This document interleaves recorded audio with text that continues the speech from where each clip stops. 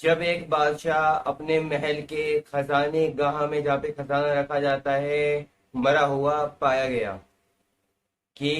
یہ بات ہے تقریباً کئی سو سال پہلے کی۔ تو دیکھتے ہیں ہم اس بادشاہ کی زبانی یہ خود خط لکھ کر کے جاتا ہے مرنے سے پہلے۔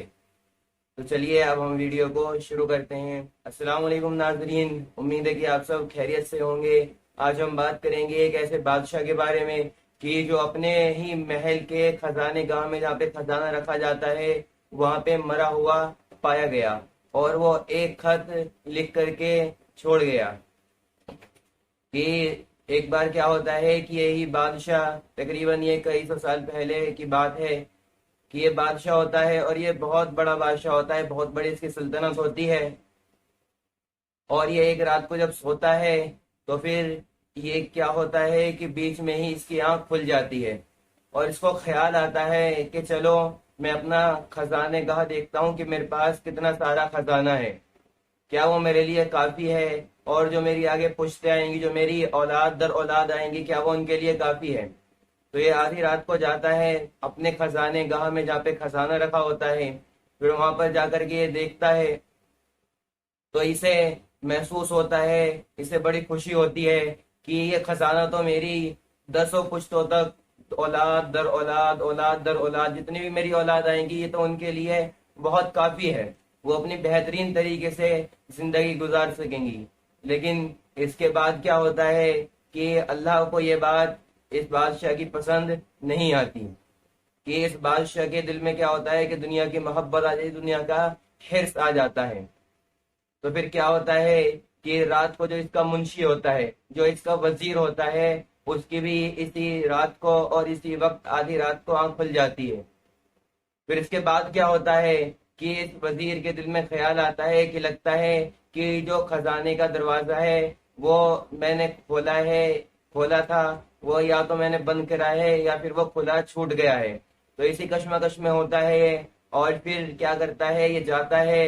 خزانے گاہ ہوتی ہے وہاں پر جاتا ہے، اور یہ اندر اس کے نہیں جاتا،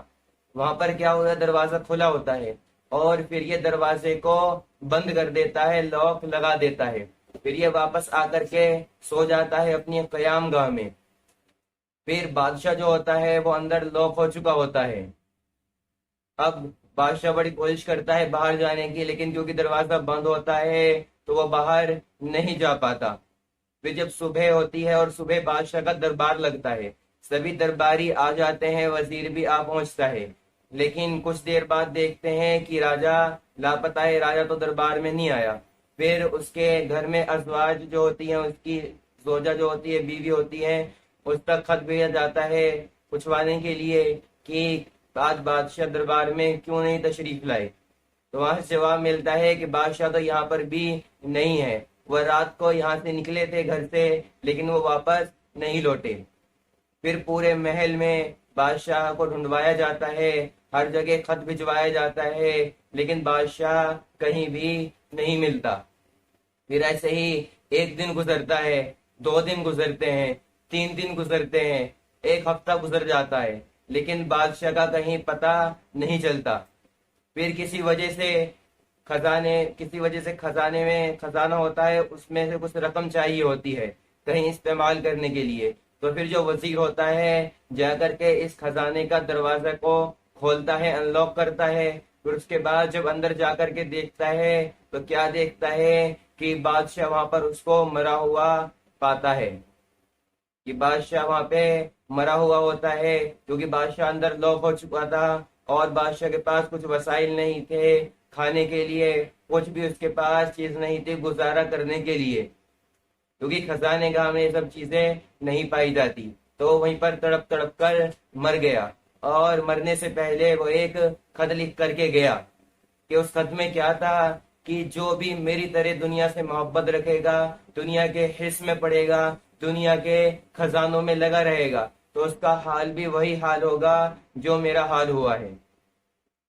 پھر سب کو پتہ چل جاتا ہے کہ بادشاہ کے ساتھ یہ انجام ہوا ہے، اور وہ سب جگہ